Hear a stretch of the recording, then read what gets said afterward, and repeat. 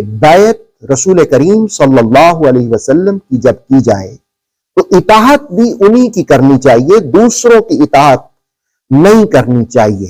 جماعت اور فرقہ میں فرق کیا ہے؟ جماعت دراصل جوڑنے کا نام ہے۔ رسول اللہ علیہ السلام نے مسلمانوں کی جو جماعت قائم کی، اس میں جو سال ہر سال سے دشمنی میں مبتلا تھے ان کو آپس میں جوڑ دیا، محبت پیار قائم کر دیا، باہم بغل گیر کر دیا۔ اور فرقہ دراصل بکھیرنے کا نام ہے۔ اسلام دلوں کو جوڑتا ہے اور دوسرے مذاہب بکھیرتے ہیں۔ عروج پر پہنچ کر ذلت کی راہ اختیار نہیں کرنی چاہیے۔ اسلام عروج کا راستہ ہے، عروج کا زینہ ہے۔ اسلام کو اختیار کرنے کے بعد پھر آپس میں لڑائی جھگڑا کرنا یہ ذلت میں گرنا ہے۔